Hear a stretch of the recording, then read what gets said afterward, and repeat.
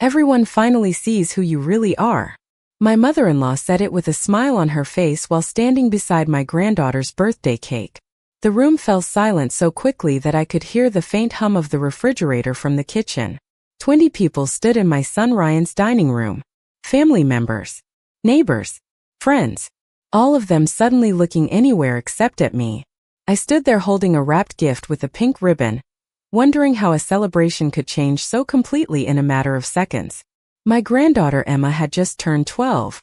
For weeks I had been looking forward to this afternoon.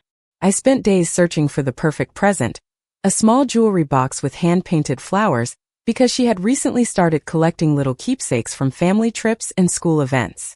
It was the kind of gift a grandmother buys when she pays attention. The kind of gift that says, I know who you are becoming. Yet when I arrived at the party, something felt wrong immediately. Emma barely looked at me when I walked through the front door. Instead of running over to hug me the way she always used to, she gave me a polite smile and quietly returned to her friends. At first, I told myself she was simply excited about her birthday. 12-year-olds have their own worlds, their own priorities, their own distractions. But as the afternoon continued, the feeling stayed with me.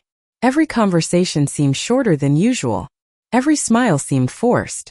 Several relatives greeted me politely before quickly finding reasons to walk away. One cousin suddenly remembered she needed to help in the kitchen. An uncle excused himself to check on something outside. Even Ryan seemed distracted. He hugged me when I arrived, but there was a distance in his eyes that I could not explain. The kind of distance that appears when someone has already made up their mind about something, but has not told you yet. I spent most of the afternoon sitting near the patio doors, watching children run across the backyard while trying to convince myself I was imagining things. After all, grief changes people. Since Michael passed away 18 months earlier, I knew everyone was still adjusting in their own way. I certainly was. Some mornings I still reached for my phone to call him before remembering he was gone. Some evenings I still set out 2 coffee mugs before realizing I only needed one. Maybe I was becoming overly sensitive. Maybe loneliness was making me notice problems that were not really there. Then came the moment with the birthday cake. Everyone gathered around the dining room table. Emma stood in the center wearing a paper crown while candles flickered in front of her. Phones appeared. Cameras flashed. Family members smiled. It should have been one of those simple happy moments that become treasured memories. Instead, it became the moment everything changed. Eleanor stepped forward beside Emma and rested a hand gently on her shoulder. At 75, she still knew exactly how to command a room without raising her voice. People listened when she spoke. They always had. Emma is growing into such a wonderful young lady, she began. Several people nodded. Then her eyes shifted toward me. It is nice that she finally has enough people around her who truly care about family values. A few uncomfortable glances appeared around the room. My stomach tightened. Eleanor continued smiling. Everyone finally sees who you really are, Rebecca. No one laughed. No one questioned her. No one asked what she meant. The silence itself told me everything. Because it was not the silence of confusion. It was the silence of people who believed they already knew the answer. I looked around the room at faces I had loved for decades. Faces that suddenly seemed unfamiliar. Emma lowered her eyes. Ryan stared at the floor. Even my sister-in-law avoided looking at me. That was when I realized something far worse than a cruel comment had happened. This was not a spontaneous insult. This was the result of something that had been building for a very long time. And standing there with a birthday gift still in my hands, I understood for the first time that I had somehow become the villain in my own family's story. I drove home shortly after the birthday cake was cut. Nobody asked me to stay longer. Nobody asked if I was all right. A few relatives offered polite goodbyes, but they felt more like obligations than genuine concern. The jewelry box remained unopened in the passenger seat beside me. Every time I glanced at it, I felt a heaviness settle deeper into my chest. Not because of what Eleanor had said. Cruel words lose some of their power with age. What troubled me was everything surrounding those words. The silence. The lowered eyes. The fact that nobody seemed surprised. By the time I pulled into my driveway, dusk had settled across the neighborhood. The porch light turned on automatically as I walked toward the front door. For a moment I stood there looking at the house Michael and I had shared for 42 years. The flower beds he planted were still blooming despite the cooler weather. The wind chime near the porch swayed gently in the evening breeze. Everything looked exactly the same, yet somehow nothing felt familiar anymore. Inside the house was quiet. Too quiet. Since Michael passed away, I had become accustomed to silence, but this felt different. This was not the silence of an empty house. It was the silence that follows a realization you cannot unlearn. I made myself a cup of tea and sat at the kitchen table. My phone rested beside me. Out of habit, I checked for messages. There were none. That was when I noticed something strange. Over the previous year, the calls had gradually stopped. Not all at once. Slowly. So slowly that I barely noticed it happening. Ryan used to call every Sunday afternoon. Then it became every other Sunday. Eventually it became once a month. Emma used to send me pictures from school events and dance recitals. Those messages became less frequent too. Family group conversations that once included me somehow continued without me. I always found out about gatherings after they happened. At the time I explained it away. People were busy. Children grew up. Life changed. Those were the excuses I repeated to myself. Looking back, they sounded less convincing. I opened the refrigerator and stared at leftovers I had no appetite to eat. On the door hung several photographs. One showed Michael holding Emma when she was a toddler. Another showed our family at a 4th of July picnic years earlier. Everyone was smiling. Eleanor stood near the center of the picture. Even then, she seemed to occupy more space than anyone else. I closed the refrigerator and carried my tea into the living room. Michael's recliner still sat beside the fireplace. Sometimes I imagined he was still there reading the newspaper. Sometimes I almost believed it. That evening, I sat in my usual chair and began replaying moments from the previous year. Small moments. Forgotten moments. The kind people rarely pay attention to until they start forming a pattern. There was the Thanksgiving dinner where Ryan seemed oddly defensive whenever I offered an opinion. There was the Christmas gathering where a cousin asked if I was still upset about something I had supposedly said months earlier. The strange part was that I had never said it. At the time, I laughed it off as a misunderstanding. Then there was Emma's school recital. I learned about it from social media photographs posted 2 days afterward. When I asked Ryan why nobody told me, he seemed genuinely surprised. I thought Grandma Eleanor mentioned it, he said. That answer stayed with me now, because there had been many moments like that. Information that should have reached me somehow never did. Invitations that never arrived. Conversations that felt incomplete. I picked up an old family photo album from the coffee table and turned pages slowly. Birthdays. Vacations. Graduations. Decades of memories filled those pages. Yet as I looked through them, one thought refused to leave me. None of this happened overnight. Families do not simply wake up one morning and turn cold. Something had been happening beneath the surface for a very long time. Something subtle enough to avoid attention. Something gradual enough that nobody questioned it. I closed the album and stared across the room at Michael's empty chair. For the first time, I stopped asking myself why everyone seemed distant. Instead, I began asking a different question. Who benefited from that distance? And the moment that question entered my mind, one face appeared immediately. The next morning, I woke up with the uneasy feeling that follows a difficult realization. The kind that waits beside your bed before your feet even touch the floor. Outside, a light rain tapped against the kitchen window while I prepared coffee. The house felt unusually still. I carried my mug to the breakfast table and opened my phone. No messages. No missed calls. Once upon a time, my mornings began with family updates. A photograph from Emma. A question from Ryan. A recipe shared by a cousin. Now there was nothing. Just an empty screen reflecting my own face back at me. I tried to focus on ordinary things. Laundry. Grocery shopping.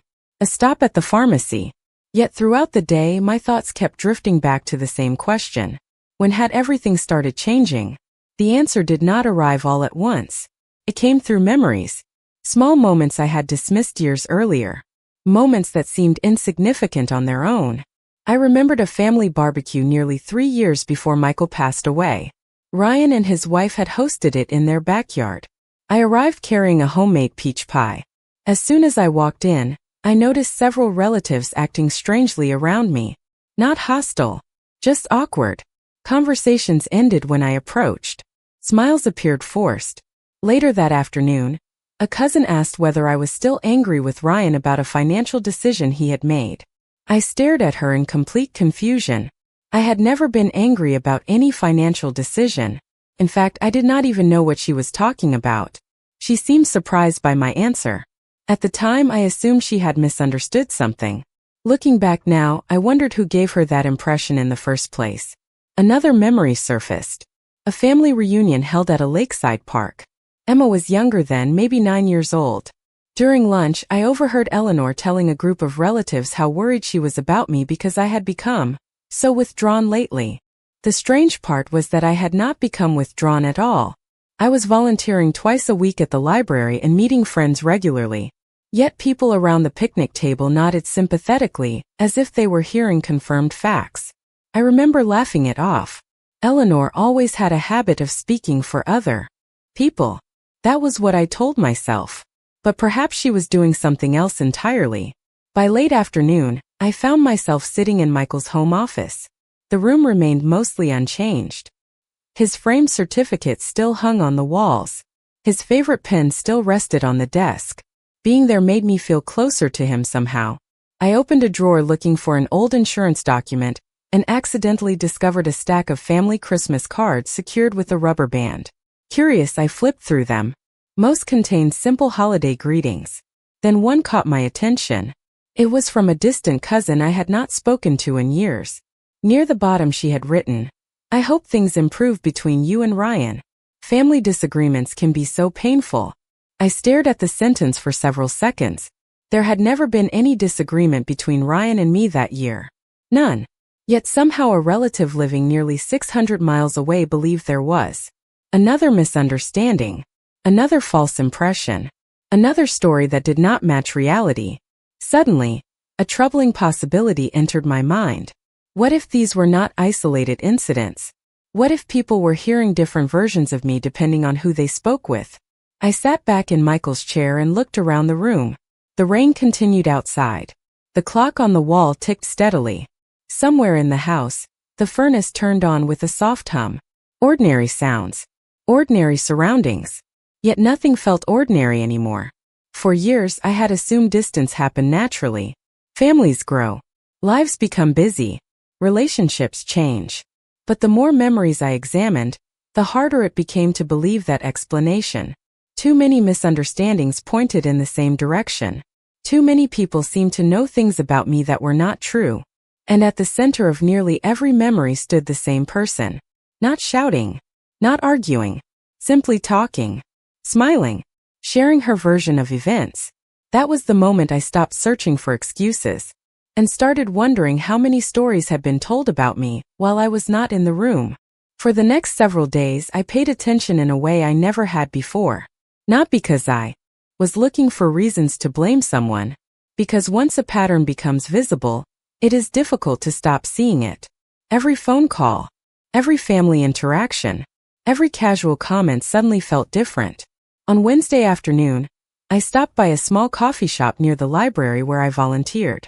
It was one of those places where the staff knew your name and regular customers greeted one another like neighbors. I ordered my usual tea and found a table near the window. About 10 minutes later, an old family friend named Carol Henderson walked in. Carol and I had known each other for over 20 years. She smiled when she saw me and joined me at my table. At first, our conversation stayed light. Weather, retirement, grandchildren. Then something changed. Carol hesitated before speaking. "Rebecca, can I ask you something?" Her tone immediately caught my attention. "Of course." She looked uncomfortable. I almost did not bring this up. My stomach tightened slightly. "Bring up what?" Carol wrapped both hands around her coffee cup. "A while back, I heard that you and Ryan had stopped speaking." I blinked. "What?" "That is what I was told." She seemed genuinely confused by my reaction. "Someone said the two of you had been arguing for years." For a moment I simply stared at her. Ryan and I had disagreements like any parent and adult child. But years of arguing? That was fiction. Complete fiction. Who told you that? I asked quietly. Carol looked down at the table. She clearly regretted mentioning it. I do not want to create problems. The answer itself was enough. I already knew. People rarely need to say a name when you have been thinking about that person for days. We changed the subject soon afterward, but the conversation followed me all the way home. Another misunderstanding. Another false narrative. Another version of my life that seemed to exist everywhere except in reality. That evening I found myself sitting at the dining room table with an old photo album spread open in front of me. Not because I wanted to revisit memories. I wanted context. I wanted to understand how things reached this point. The photographs stretched across decades. Holidays. Birthdays. Family vacations. School graduations. In nearly every picture, Eleanor occupied the center of the group. At first glance, that meant nothing. Some people naturally take leadership roles in families. Eleanor certainly did. She organized gatherings, coordinated holidays, kept track of birthdays. Everyone depended on her, including me. Then I noticed something else. In so many memories, Eleanor had acted as a messenger. She delivered updates between relatives, explained misunderstandings, shared information nobody else seemed to have. She often presented herself as the bridge connecting everyone together. But a bridge controls traffic in both directions. The thought lingered with me longer than I expected. The next afternoon I called Ryan. The conversation was polite but strained. We spoke about work, Emma's school activities, and upcoming plans. Yet throughout the entire call, it felt as though there was an invisible wall between us. Finally, I asked a simple question. Ryan, do you think I have been distant from the family lately? Silence filled the line. Not a long silence. Just long enough. Why would you ask that? He replied. It was not an answer. I am just curious. Another pause followed. I guess some people feel that way. Some people. The phrase echoed in my mind. Not he feels that way. Some people. Which meant conversations had taken place. Opinions had been shared. Conclusions had been formed. When the call ended, I sat quietly in the kitchen for several minutes. Outside, the evening sun cast long shadows across the backyard. Everything appeared peaceful. Yet beneath that calm surface, I could feel something shifting. For years, I believed distance was the problem. Now I was beginning to understand that distance was only the result. The real problem started somewhere else. Somewhere deeper. Somewhere hidden behind polite smiles and family traditions. And for the first time, I realized I might not be the only person who had noticed it. The person who finally changed everything was someone I never expected. Her name was Diane Walker, a second cousin on Michael's side of the family. We were not especially close, but we had always been friendly. The kind of relatives who exchanged Christmas cards, attended family weddings, and occasionally shared lunch when schedules aligned. 3 days after my conversation with Ryan, Diane called unexpectedly. I almost let the call go to voicemail because I was in the middle of watering flowers on the back patio. Something made me answer. Rebecca, she said, sounding nervous. Do you have a few minutes? I set the watering can down. Of course. There was a long pause. Then another. I could hear her gathering courage. I think there is something you should know.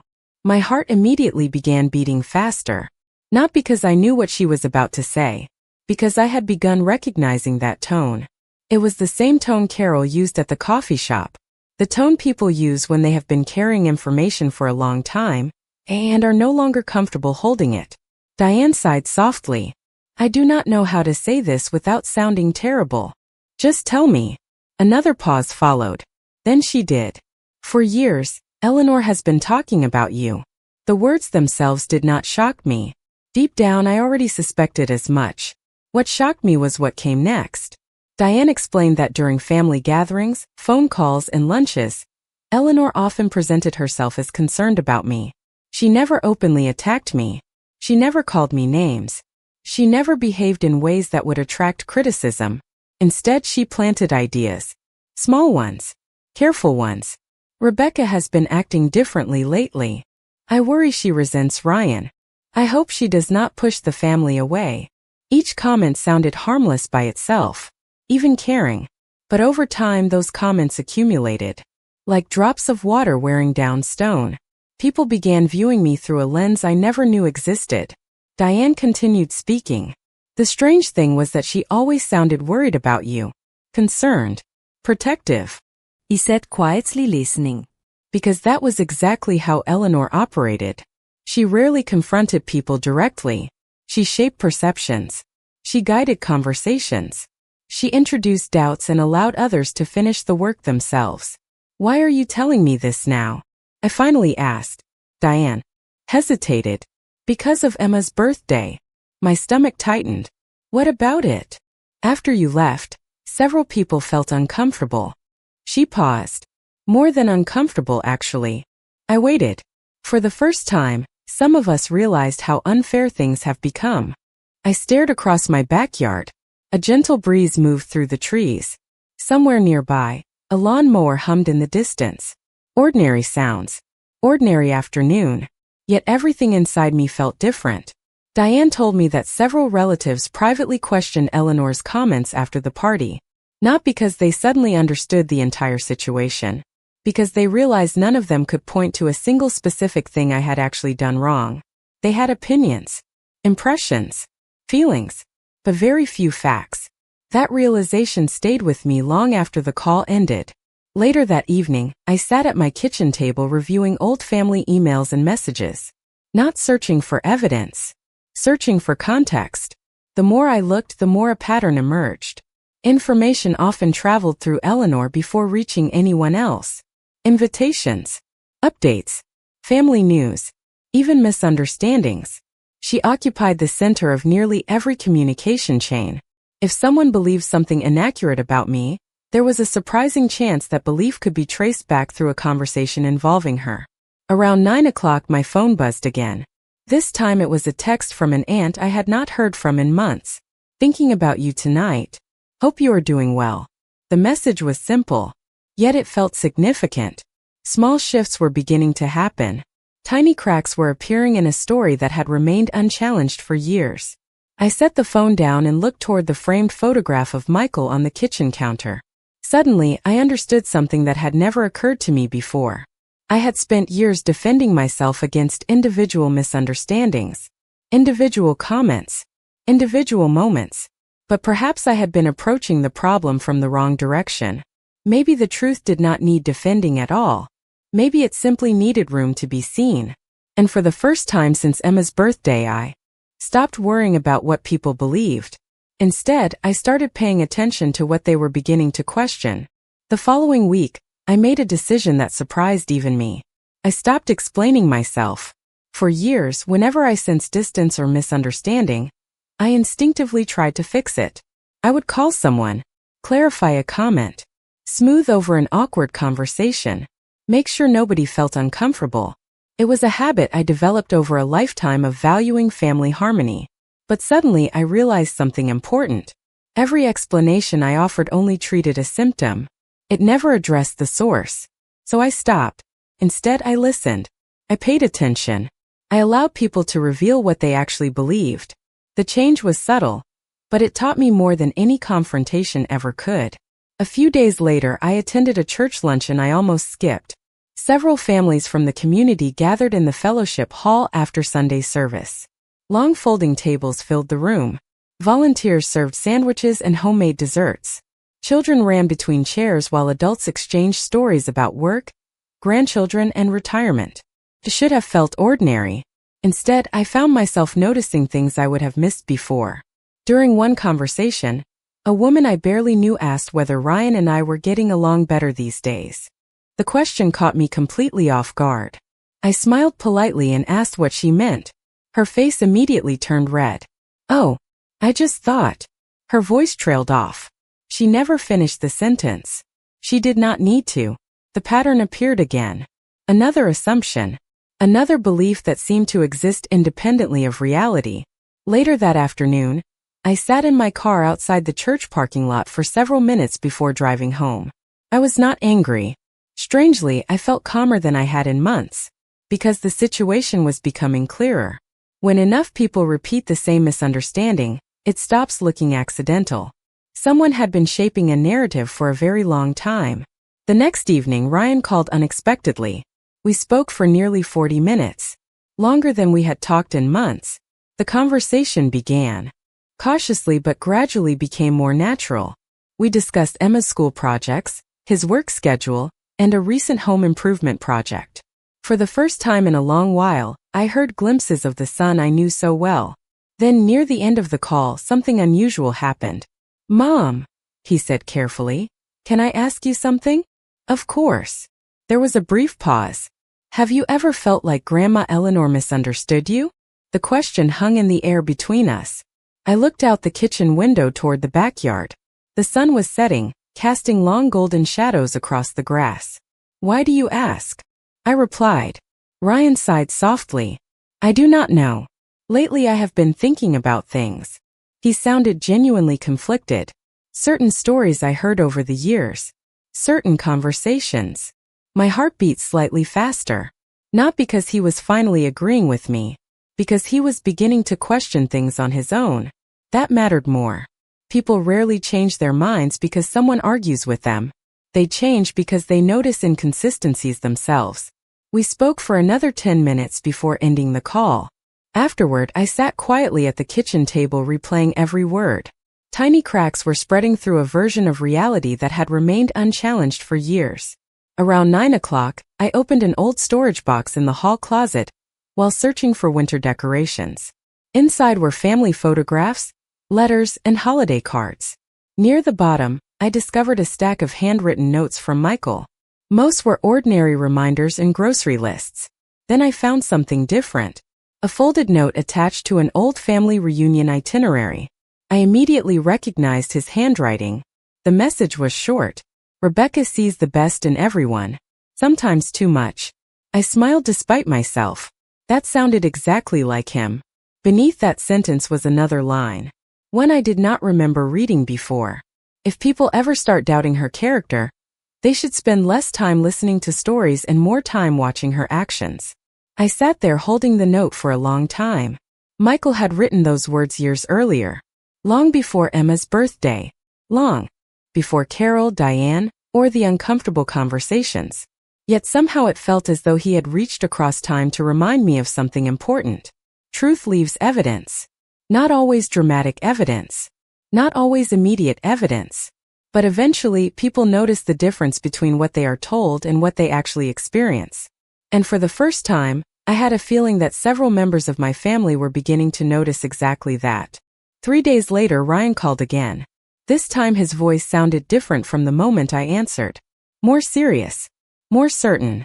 "Grandma Eleanor wants to host a family dinner next Saturday," he said. I leaned back in my chair and stared out the living room window. The maple tree in my front yard had begun turning shades of gold and red. Autumn was arriving faster than usual. "A family dinner?" I asked. "Yes." He hesitated briefly. "She says it is time for everyone to clear the air." The phrase immediately caught my attention. Clear the air. People only say that when something has already become impossible to ignore. After we ended the call, I sat quietly for several minutes. Part of me suspected exactly what this dinner would become. Eleanor had spent years guiding conversations from the center of the room. She liked being the person who explained situations, the person who interpreted motives, the person everyone listened to. If doubts were beginning to spread through the family, she would not ignore them. She would try to regain control of the narrative. Saturday arrived with clear skies and cool temperatures. I spent the morning reading on the back patio and watering plants before getting ready. For the first time in weeks, I felt surprisingly calm. Not because I knew what would happen, because I no longer felt responsible for managing everyone's perception of me. There was freedom in that realization. When I arrived at Eleanor's house, several cars already filled the driveway. Through the front windows, I could see relatives gathered in the living room. Familiar faces. People I had known for decades. As I stepped inside, conversations briefly paused before resuming. The reaction was subtle, but I noticed. A month earlier, those pauses would have made me uncomfortable. Now they simply felt informative. Ryan greeted me at the door with a genuine smile. Emma followed a few moments later.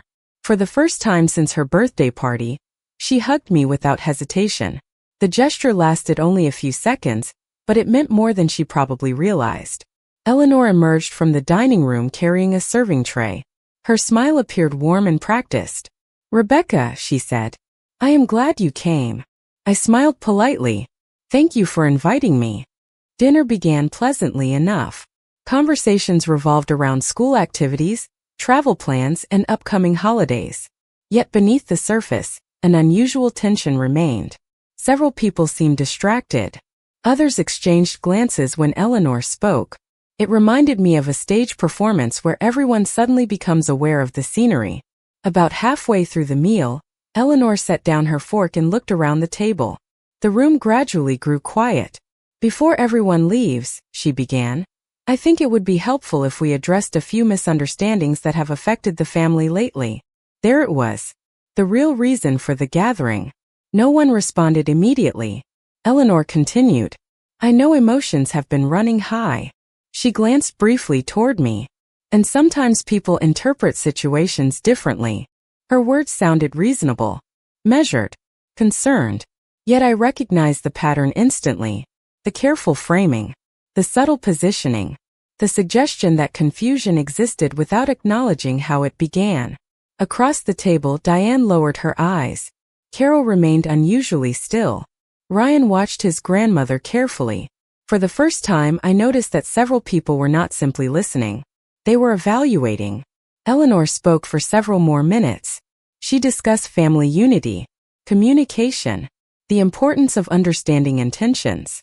Yet something felt different from every previous gathering. Her words no longer flowed effortlessly through the room. They encountered resistance. Not open resistance. Quiet resistance. The kind created by doubt. Then something unexpected happened.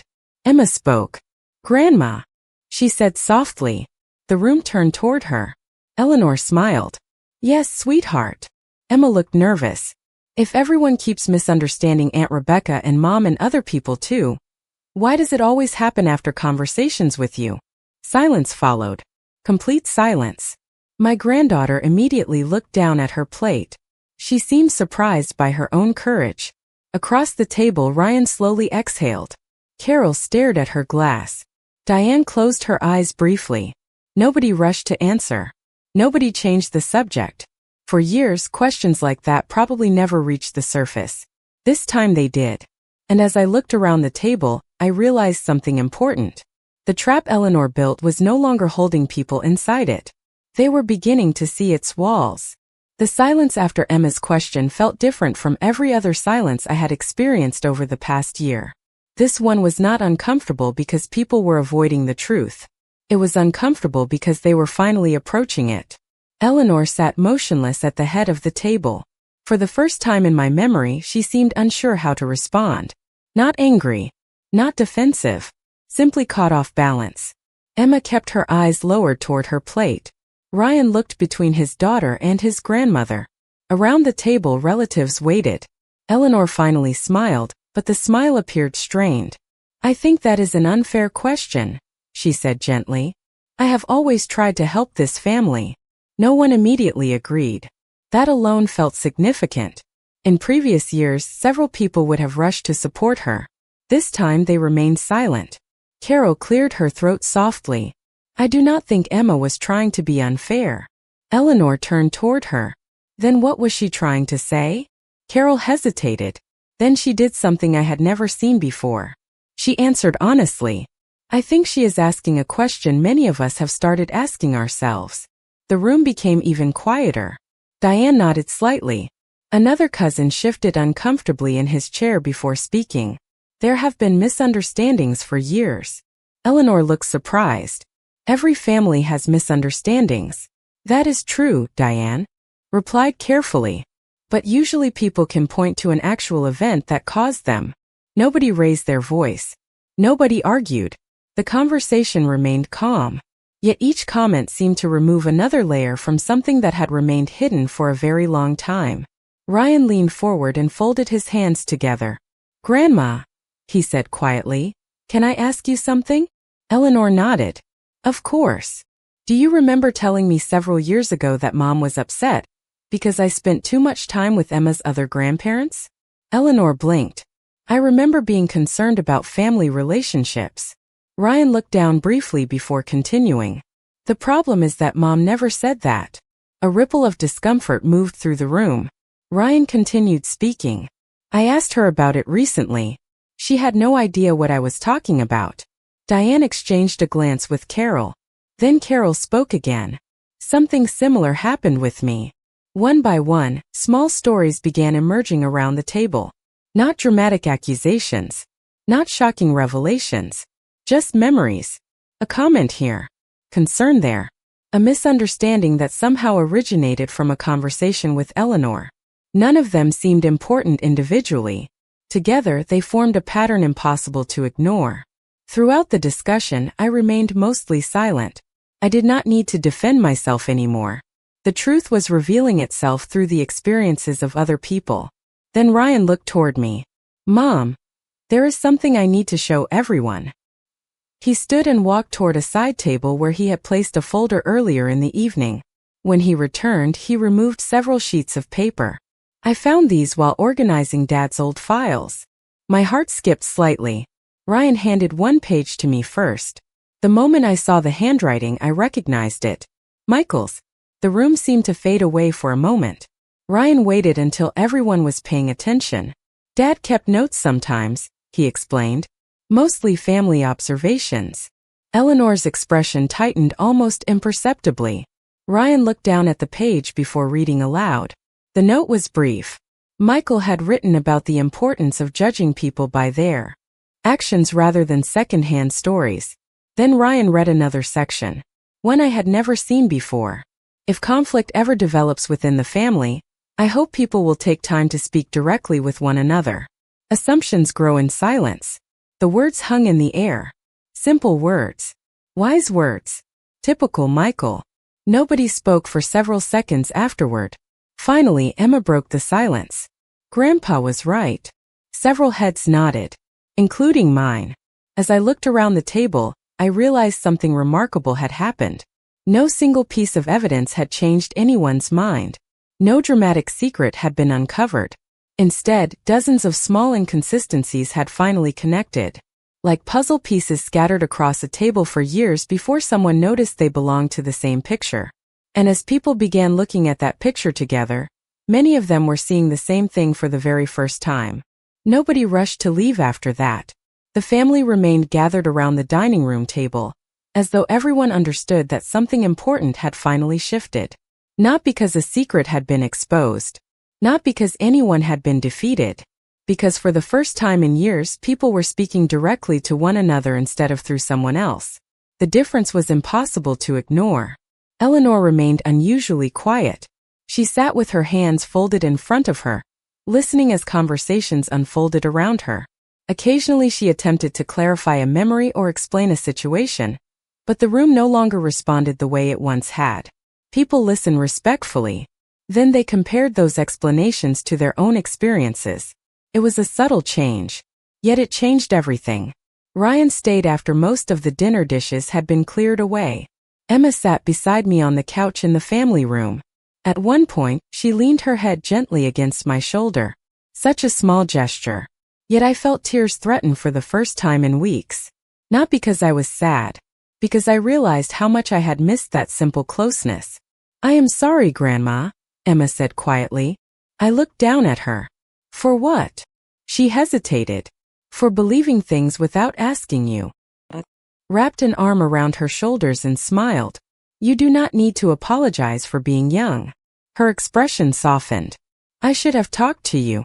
Maybe, I said. But now you are. Across the room, Ryan was having a conversation with Diane and Carol.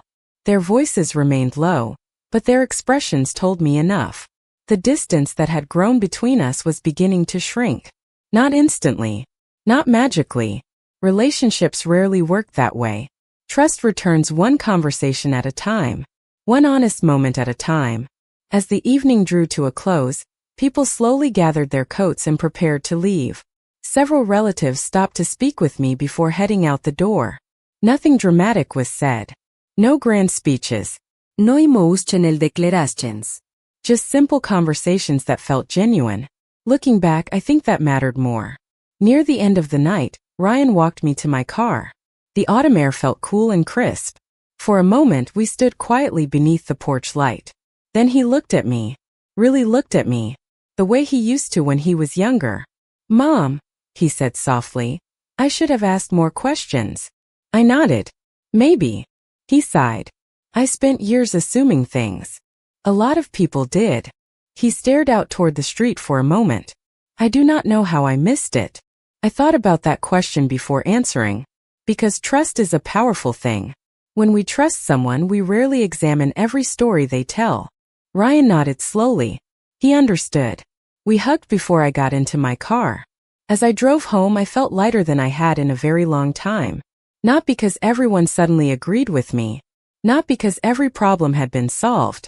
Because the truth no longer needed to fight for space. It had finally been given room to breathe.